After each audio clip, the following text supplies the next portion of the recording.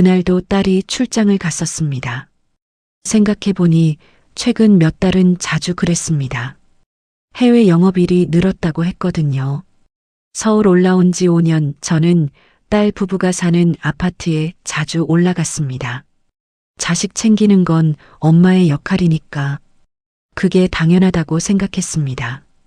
그날은 특히 마음이 쓰였습니다. 딸이 없는 저녁 사위는 회사에서 나와 밥을 챙겨 먹겠지. 하지만 남자가 혼자 밥을 챙겨 먹으면 괜히 마음이 쓰입니다. 대충 넘기거나 라면이라도 끓여 먹을까봐 저는 시골에서 담아온 김장 김치 한 통을 들었습니다. 시골 손맛으로 담은 것이었습니다. 얼마나 정성이 들어갔는지 모릅니다. 새벽에 일어나 배추를 절이고 고춧가루와 젓갈을 섞고 마지막에 맛을 봅니다. 그 일련의 과정이 모두 자식을 생각하며 한 것이었습니다. 버스를 타고 아파트로 향했습니다. 엘리베이터가 부드럽게 올라갔습니다. 1층, 2층, 3층, 7층 표시가 나타났을 때 문이 열렸습니다. 그 순간 눈에 들어온 풍경이 있었습니다. 사위가 옆집 문에서 나오는 모습이었습니다. 저는 그대로 멈춰섰습니다. 엘리베이터 안에 여전히 서 있으면서 그 장면을 봤습니다. 아니, 제대로 본 건가요? 사위가 옆집에서 제가 본 게 맞나요? 사위는 제 목소리에 뒤를 돌았습니다. 잠시 굳었습니다. 정말 잠깐 얼굴이 굳은 것 같았습니다. 그 다음 어색한 웃음을 지었습니다. 마치 누군가를 연기하듯이 아, 장모님? 이렇게 그리고 설명했습니다. 말을 잇다 끊었다가 다시 이었습니다. 옆집 아주머니가 택배 받아달라고 부탁하셔서요. 겉으로는 태연했습니다. 태연했는데 사위의 말끝이 약간 떨리고 있었습니다. 목소리도 그랬고 눈도 그랬습니다. 뭔가가 맞지 않았습니다. 딸 부부가 결혼한 지 5년. 저는 이 남자를 봐왔습니다. 아침에 나가고 저녁에 돌아오는 일상적인 모습들을 다 봐왔습니다. 하지만 지금 이 순간의 사위는 뭔가 낯설었습니다. 저는 입을 다물었습니다. 다만 그 설명을 들으며 제 마음속으로 물음이 자꾸만 떠올랐습니다.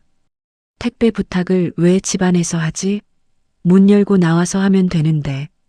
저는 아무것도 묻지 않았습니다. 그냥 웃어 넘겼습니다. 하지만 그것이 시작이었습니다. 딸 부엌은 익숙했습니다. 저는 냉장고에서 김치를 꺼냈습니다. 반찬통과 밥그릇을 꺼냈습니다. 모든 게 늘 그 자리에 있었습니다. 마치 제가 살고 있는 집처럼 사위를 위해 밥을 지었습니다. 항상 그래왔듯이 반찬을 덜어주고 밥을 떠주고 모두 정성스러웠습니다. 우리는 같은 밥상에 앉았습니다. 밥을 먹으며 저는 한숨을 쉬었습니다. 하루 종일 일한 피로가 밥 한 그릇에서 풀렸습니다. 그런데 사위를 봤습니다. 평소처럼 밥을 먹고 있었습니다. 티 없이 평소처럼 저를 챙기고 있었습니다. 밥 위에 반찬을 올려주고 밥 먹는 걸 챙겼습니다. 모두 그럴듯했습니다. 하지만 제 머릿속은 계속 한 가지로 돌아갔습니다. 아까 그 장면이, 옆집 문에서 나오던 그 모습이, 말끝이 떨리던 그 목소리가. 저는 밥을 먹으며 조용히 생각했습니다. 뭐가 있는 걸까, 저 옆집에. 사위의 얼굴을 봤습니다. 믿어왔던 얼굴이었습니다. 딸과 결혼한 지 5년. 처음엔 어색했지만 시간이 지나면서 편해진 얼굴. 하지만 지금 보이는 건 조금 다른 것 같았습니다. 불안함? 아니면 숨김? 아니면 다른 누군가의 얼굴? 저는 차를 마셨습니다. 뜨거운 차가 목을 내려갔습니다. 그리고 조용히 생각했습니다. 이건 뭔가 이상한데요. 밥을 마친 뒤 저는 설거지를 마치고 갈 준비를 했습니다. 장모님 가시게요? 사위가 미안해하듯 말했습니다. 늦으시면 안 되는데요. 아니야, 산책이라고 생각하자. 저는 천천히 일어섰습니다. 다시 거실로 나왔습니다. 사위는 여전히 저를 챙기고 있었습니다. 엘리베이터 앞까지 배웅했습니다. 문이 닫히기 전 저는 자신도 모르게 결심하고 있었습니다. 뭔지 확인해야 돼. 엘리베이터는 내려갔습니다. 하지만 저는 1층에서 저는 계단을 올랐습니다. 천천히 올라갔습니다. 신발 소리가 날까봐 누군가 저를 본다면 어떻게 하지? 그런 생각을 하면서도 멈추지 않았습니다. 계단의 모서리를 잡으며 한 계단씩 올라갔습니다. 61세, 아니, 이제 62세가 된 제 다리가 계단을 오를 때마다 조금 떨렸습니다. 하지만 가슴의 떨림이 더 컸습니다. 7층에 도착했습니다. 복도 끝 모퉁이에 숨었습니다. 작은 화분이 놓인 그곳이었습니다. 누군가의 물건일 텐데 저는 그 뒤에서 몸을 숨겼습니다. 제가 할 행동이 맞나 싶었습니다. 62세 할머니가 뭐 하는 짓인가 싶었습니다. 만약 누군가가 저를 본다면 이상한 할머니라고 생각하겠지요. 경찰을 부를 수도 있습니다. 하지만 마음이 놓이질 않았습니다. 아까 그 떨리는 목소리, 아까 그 불안한 눈빛, 그게 자꾸만 떠올랐습니다. 저는 왜 이런 생각을 하게 됐을까요? 사위를 의심한 지 얼마나 됐을까요? 생각해보니 오래됐습니다. 딸과 사위가 시골에 내려왔을 때였습니다. 정월 보름날이었습니다.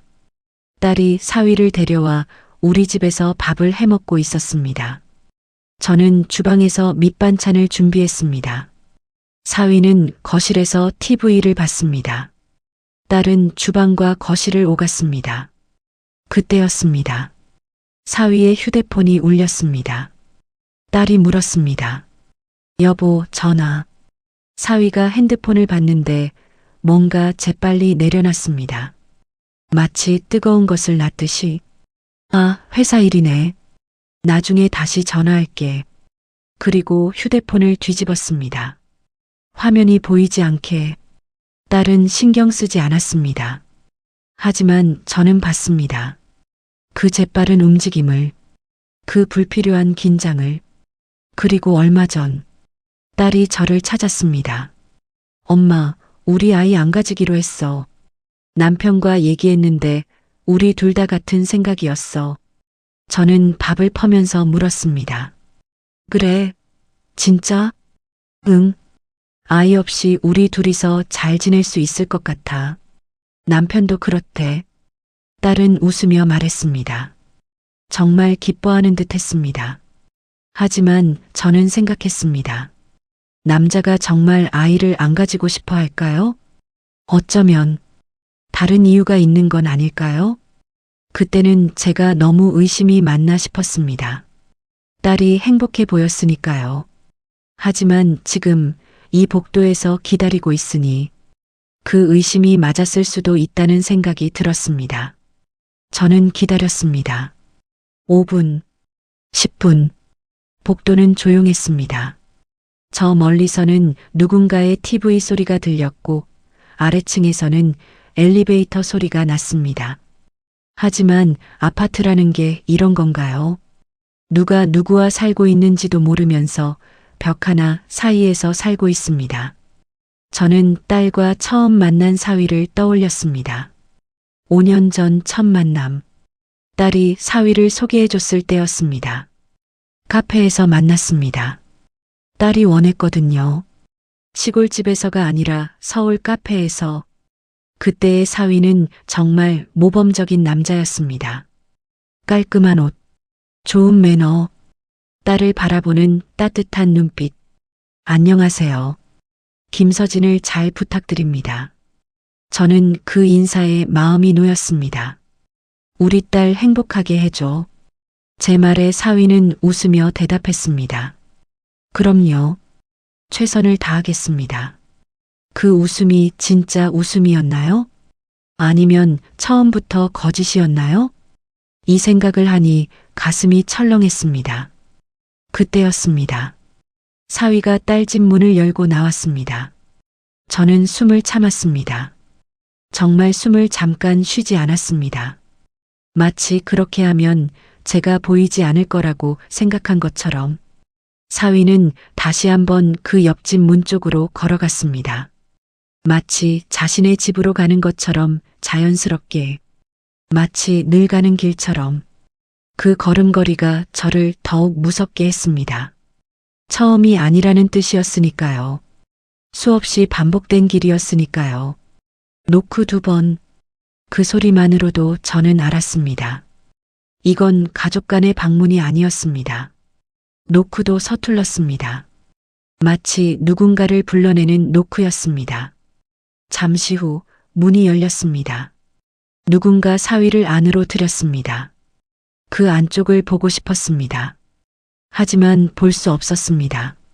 문이 닫혔습니다. 저는 그 닫힌 문을 바라봤습니다. 마치 그것이 세상의 모든 답을 가지고 있는 것처럼. 뭐지? 심장이 세차게 뛰기 시작했습니다. 그 두근거림이 귀까지 울렸습니다. 복도는 여전히 조용했습니다.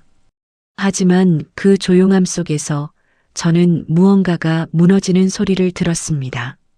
그것이 뭔지는 아직 몰랐습니다. 다만 거짓은, 저는 중얼거렸습니다. 언젠가는 드러나는 건가? 저는 더 이상 숨조차 고를 수 없었습니다. 심장은 쿵, 쿵, 쿵, 귀까지 울렸습니다. 그 닫힌 문 뒤에서 무엇이 벌어지고 있는지 저는 알았습니다. 아니, 알고 싶지 않았지만 이미 알고 있었습니다. 저는 화가 나서 견딜 수가 없었습니다. 누군가에게 물어야 했습니다. 왜 그랬어? 하지만 제 앞에 있는 건 그 옆집 문이었습니다. 저는 복도를 오갔습니다. 한 번은 이쪽으로 걸었다가 다시 저쪽으로 걸었습니다. 마치 미쳐있는 사람처럼 제 손가락은 떨렸습니다. 제 다리는 무거웠습니다. 하지만 제 가슴은 불타고 있었습니다. 5년 전 딸의 결혼식, 예식장은 그렇게까지 크지 않았습니다. 양가 가족과 친구들이 함께 했습니다. 저는 맨 앞에 앉아 있었습니다. 딸이 하얀 드레스를 입고 걸어올 때 저는 울었습니다. 우리 딸이 이제 다른 사람의 아내가 된다는 생각에, 사위가 딸의 손을 받았을 때 저는 또 울었습니다. 이 남자가 우리 딸을 잘 지켜주겠지 하는 생각에 신부 신랑이 맹세를 했습니다. 앞으로의 모든 순간을 함께 하겠습니다. 저는 그 맹세가 진짜라고 믿었습니다. 하지만 지금 이 복도에서 저는 그것이 거짓이었다는 걸 알았습니다. 제가 이 문을 두드리지 않으면 어떻게 될까요? 조용히 집으로 돌아가고 내일 모든 게 평상시처럼 지나가고 내일 사위는 또다시 이 문을 두드릴 겁니다. 그리고 내일도 모레도 계속 제 딸은 모른 채로 그렇게 되면 된다는 말인가요? 거짓은 영원히 거짓으로 남으면 된다는 말인가요? 저는 또다시 복도 끝 모퉁이로 걸어갔습니다. 그리고 생각했습니다. 만약 내가 아무것도 하지 않으면 나는 이 거짓의 공범인 거 아닐까요? 내 딸을 배신하는 것 아닐까요? 며칠 전 딸이 한 말이 자꾸만 떠올랐습니다. 출장을 가기 전 엄마라고 저를 찾았을 때의 말. 엄마, 우리는 아이 안 가지려고 했어. 서로 같은 생각이라 정말 다행이야. 그때의 딸의 얼굴. 그렇게 행복해 보이던 얼굴. 남편을 믿고 이 결혼을 믿고 미래를 믿던 그 얼굴. 그 얼굴이 지금 이 거짓 때문에 무너질 거라고 생각하니 제 손주도, 언젠가 태어나지 않을 손주도 떠올랐습니다. 아이가 없는 결혼이라고 생각했던 그 공백이 사실은 이미 채워져 있었다면? 이미 다른 누군가의 아이가 그 자리에 있었던 걸까요? 분노는 더 이상 참을 수 없었습니다. 저는 벽을 밀고 일어섰습니다. 화분 뒤에서 나왔습니다. 제 손은 떨렸습니다. 제 몸 전체가 떨렸습니다. 하지만 제 두 다리는 움직였습니다. 옆집 문 쪽으로 한 발 한 발 그렇게 가까워졌습니다. 그 문 앞에 섰습니다. 그 문이 더 이상 닫혀 있을 수 없다는 생각이 들었습니다. 더 이상 이 거짓이 숨겨질 수 없다는 생각이 들었습니다. 저는 주먹을 쥐었습니다. 그리고 주먹을 올리고 있었습니다. 잠깐, 이게 맞나요? 나이 62세의 할머니가 이렇게 할 수 있나요? 하지만 그 생각보다 더 큰 것이 있었습니다. 내 딸을 지켜야 한다는 생각, 거짓을 드러내야 한다는 생각, 더 이상 기다릴 수 없다는 생각. 쾅, 쾅, 쾅. 제 손가락과 손목이 아팠습니다. 하지만 멈추지 않았습니다. 거실 안에서 웃음소리가 멈췄습니다. 아이가 속삭였습니다. 누구야? 그 다음 젊은 여자의 긴장한 작은 목소리가 들렸습니다. 아, 잠시만요. 잠금 장치가 돌고 문이 열렸습니다. 문틈 앞에 선 저는 그 여자의 눈을 똑바로 바라봤습니다.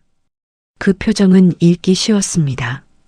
들킨 사람의 표정이었습니다. 바로 그 순간이었습니다. 제가 뭔가를 깨달았습니다.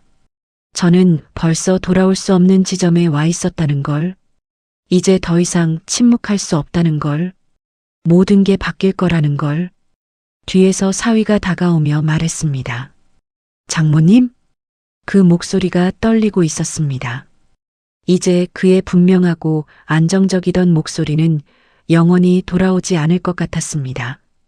대신 들린 건 절망과 후회의 목소리뿐이었습니다. 그리고 그것은 당연한 결과였습니다. 저는 더 참고 말할 필요도 없었습니다.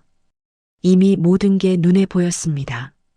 문틈 뒤로 보이는 거실, 밥상, 작은 아이, 모든 게 제 딸을 기만하고 있었습니다. 그래, 왜 거기서 나오냐고 물었지? 제 목소리는 차분했습니다. 하지만 그 차분함 뒤에는 분화산처럼 끓는 감정이 있었습니다. 택배 때문이라더니 사위는 말을 잇지 못했습니다. 입을 열었다가 다시 닫았습니다. 그는 이미 알고 있었습니다. 더 이상의 거짓은 소용없다는 걸. 그게 뭐냐고. 저는 목소리를 높였습니다. 그동안 참아온 분노가 터져나왔습니다. 내 딸하고 결혼해서 아이는 안 가지고 산다고 하더니 거실 안으로 고개를 돌렸습니다. 밥상이 있었습니다. 그 앞에는 아이가 앉아 있었습니다. 작은 접시에 밥을 넣고 있는 아이, 포크로 밥을 집어먹고 있는 아이.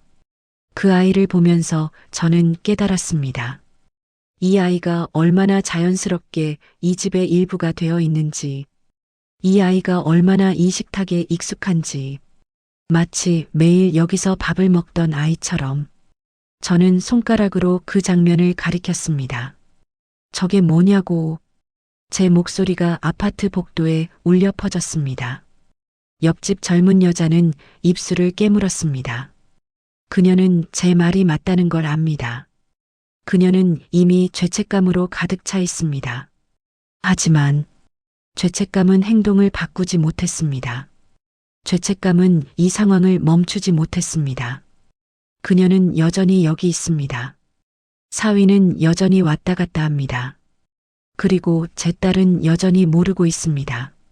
사위가 입을 열었습니다. 죄송합니다. 이 사람도 힘든 게 많았어요.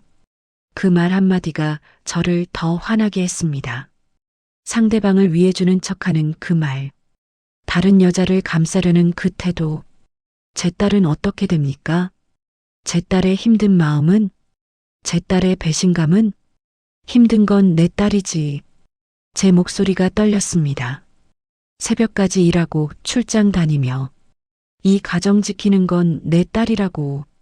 거실에서는 고요함만 흘렀습니다. 아이는 무서운 듯 움직이지 않았습니다. 젊은 여자는 옆으로 한 발 물러섰습니다. 마치 제 분노 앞에서 자신을 숨기려는 듯. 하지만 숨을 곳은 없었습니다. 이제 모든 게 드러났으니까요. 매년 명절, 저는 지난 5년을 떠올렸습니다. 매년 설날과 추석, 사위는 저희 집에 와서 제 딸과 함께 시간을 보냈습니다. 새해 아침 사위와 함께 세배를 하고, 추석 아침 사위와 함께 송편을 만들고, 그때마다 사위는 정성스러운 남편이었습니다. 딸을 보는 눈이 따뜻했습니다. 마치 진짜 사랑하는 것처럼. 하지만 그 사랑은 언제 끝나고 다른 여자에게로 갔을까요? 그 사랑은 언제 이 옆집으로 흘러가 버렸을까요? 사위는 고개를 떨궜습니다. 장모님 미안합니다. 말하려 했는데, 말하려 했다고? 이미 살고 있잖아, 여기서. 제 말이 톱처럼 날카로웠습니다. 말하지 않고 살고 있잖아. 사위는 입을 다물었습니다. 더 이상의 변명은 없었습니다. 변명할 게 없었습니다. 사실이 너무 명백했으니까요. 그 침묵이 제일 무서웠습니다. 그 침묵은 인정이었습니다. 그 침묵은 항복이었습니다. 그 침묵은 더 이상 거짓을 유지할 수 없다는 선언이었습니다. 저는 떨리는 목소리로 말했습니다. 그 떨림은 분노 때문이 아니었습니다. 그 떨림은 슬픔 때문이었습니다. 5년을 함께 살아온 사위를 향한 깊은 슬픔이었습니다. 나는 오늘 혼자 저녁 먹을까 걱정해서 김치 들고 왔습니다. 손에 들고 있던 김장 김치통이 무거웠습니다. 마치 제 모든 마음이 담겨 있는 것처럼.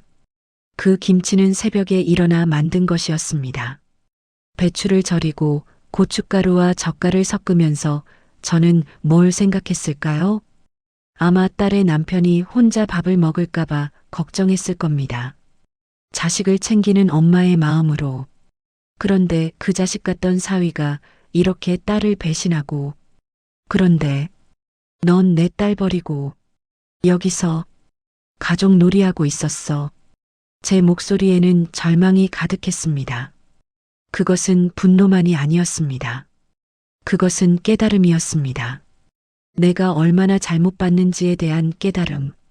내가 얼마나 순진했는지에 대한 깨달음. 내가 얼마나 이 남자를 신뢰했는지에 대한 깨달음. 저는 딸의 얼굴을 떠올렸습니다. 그 웃음이 정말 진짜 웃음이었나요?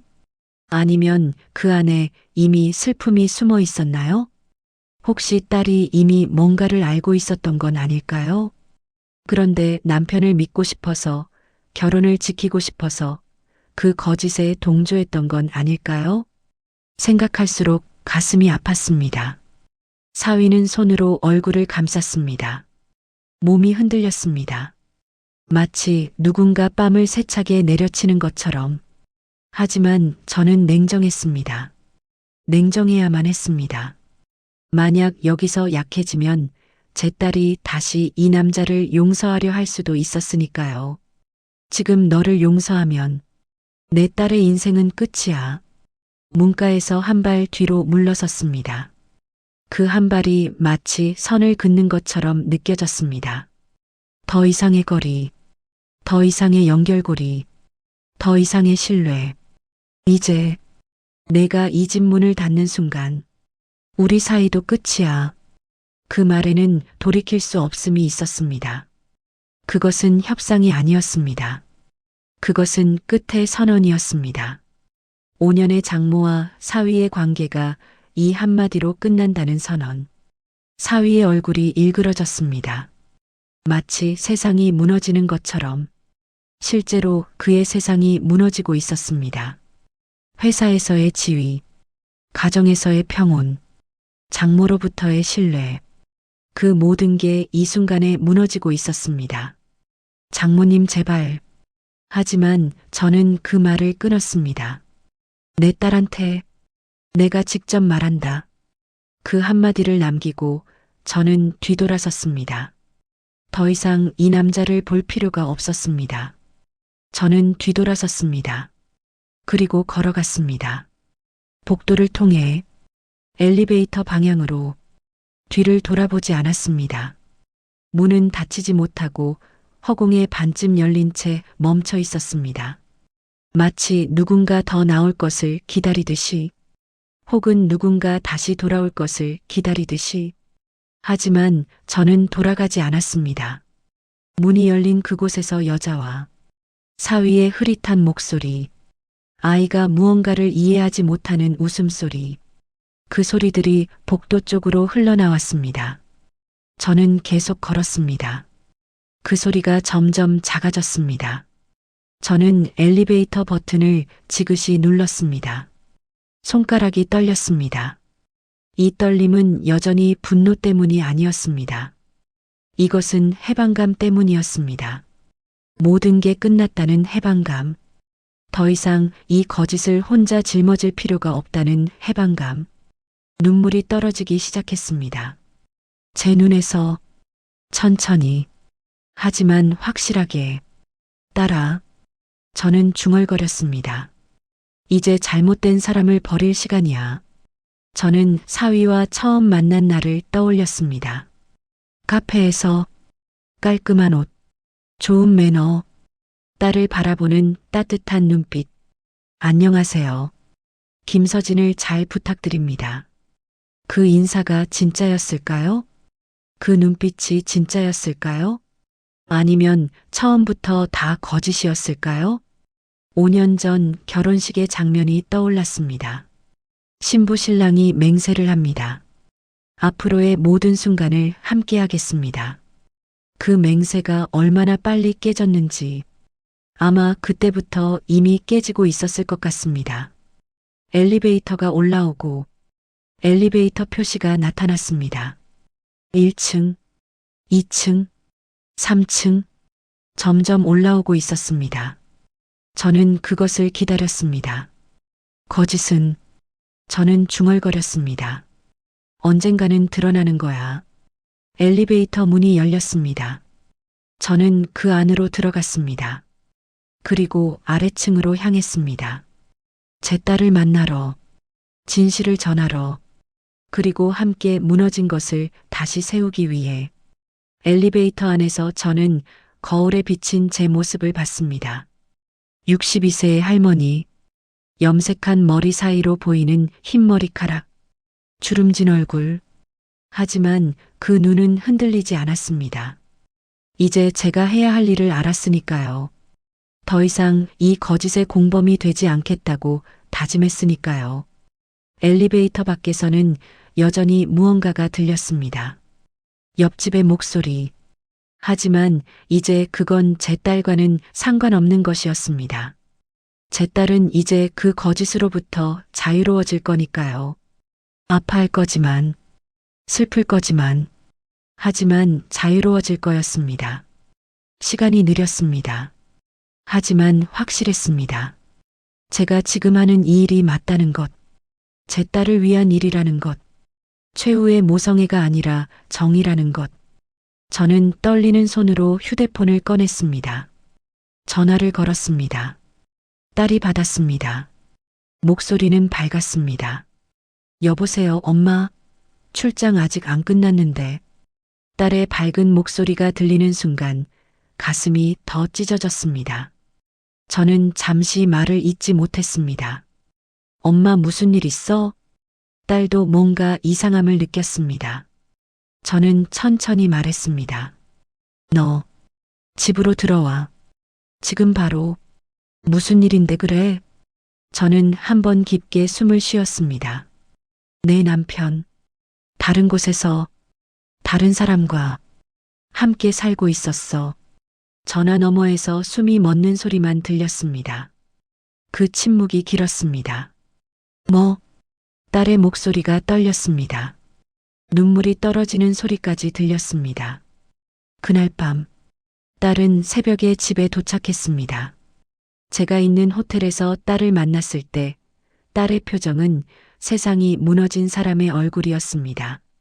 딸은 택시를 타고 그 아파트로 갔습니다. 저도 함께 올라갔습니다. 집안은 말 그대로 전쟁이 벌어진 뒤 같았습니다.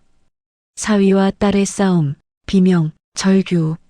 저는 거실에 앉아들었습니다.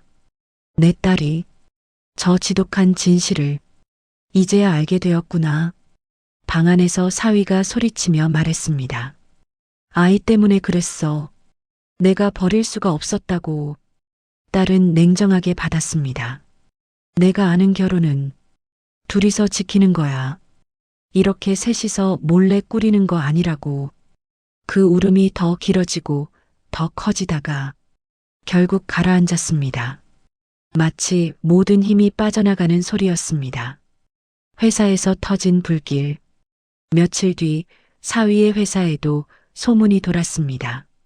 저는 딸과 함께 있었을 때 전화를 받았습니다. 사위의 후배였습니다. 김서진님 죄송합니다만 정민호 팀장님이 회사에서 좀 복잡한 상황에 처해 있습니다. 사내 결혼한 남자가 외부에 숨겨진 아이를 키운다는 소문, 두 집 살림이 들켰다는 말, 업무에 문제가 있고 정신적으로 불안정하다는 평가 등등 프로젝트 책임자 자리에서 바로 제외됐다고 했습니다. 인사팀 면담도 시작됐다고 했습니다. 딸은 그 전화를 받으며 울었습니다. 하지만 눈물이 났을 뿐 표정은 변하지 않았습니다. 마치 누군가를 바라보듯이 사위는 딸에게 빌었습니다. 며칠을 빌었습니다. 한 번만 용서해줘. 내가 잘못했어. 진짜 미쳤었어. 하지만 딸은 눈물 없이 말했습니다. 용서하면 내 인생도 무너져. 난 거기까지는 못 가. 딸은 이혼 서류를 내밀었습니다. 그 서류는 마치 최후 통첩처럼 보였습니다. 사위는 손을 떨며 그 종이를 봤습니다. 가족을 지키려고 했던 거야. 딸은 딱 잘라 말했습니다. 가족을 지키려면 먼저 배신하지 말았어야지. 사위는 펜을 들었다 놨습니다. 들었다 놨습니다. 결국 하루 종일 그 종이를 붙잡고 울었습니다. 그 모습은 처음 보는 진짜 몰락이었습니다. 사위는 그 다음 날 아침 짐을 챙기기 시작했습니다. 옷 몇 벌, 가방 하나, 그것뿐이었습니다. 마치 그 집에 아무것도 남기고 싶지 않은 듯이, 그것도 자신의 것이 아닌 것처럼. 딸은 거실에 앉아서 그 모습을 봤습니다. 움직이지도 말하지도 않았습니다. 단지 바라볼 뿐이었습니다. 저는 방 한 구석에 있었습니다. 더 이상 할 말이 없었습니다. 사위가 신발을 신고 문으로 향했을 때 딸이 말했습니다. 다시 돌아오지 마. 사위는 멈췄습니다. 돌아보지도 않은 채 알겠어. 그렇게 말했습니다. 사위는 짐 하나를 들고 밤늦게 아파트를 나갔습니다. 누구에게도 가지 못한 채 저는 복도 끝에서 그 모습을 봤습니다. 엘리베이터 앞에서 사위는 버튼을 눌렀습니다. 엘리베이터가 올라왔습니다. 문이 열렸습니다. 그는 천천히 안으로 들어갔습니다. 고개를 숙인 채 엘리베이터 안에서 그는 자신의 얼굴을 볼 수 있었을 겁니다. 거울에 비친 자신의 모습, 모든 걸 잃은 남자의 얼굴.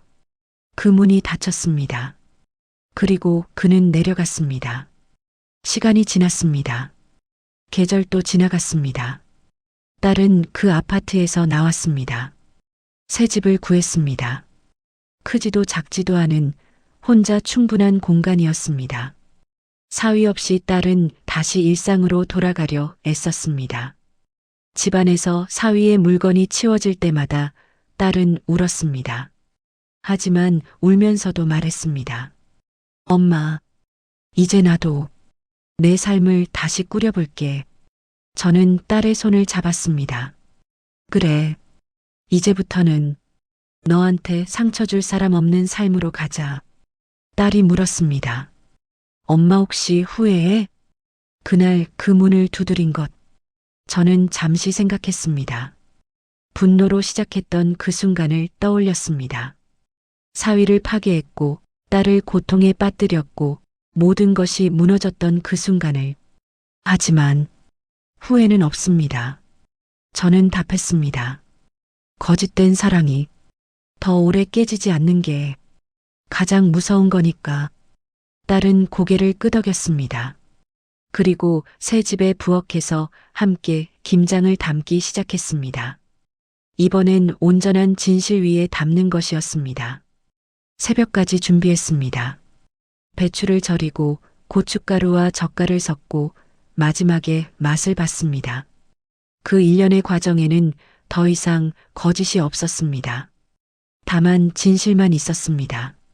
무너졌던 것들이 다시 세워지고 있었습니다.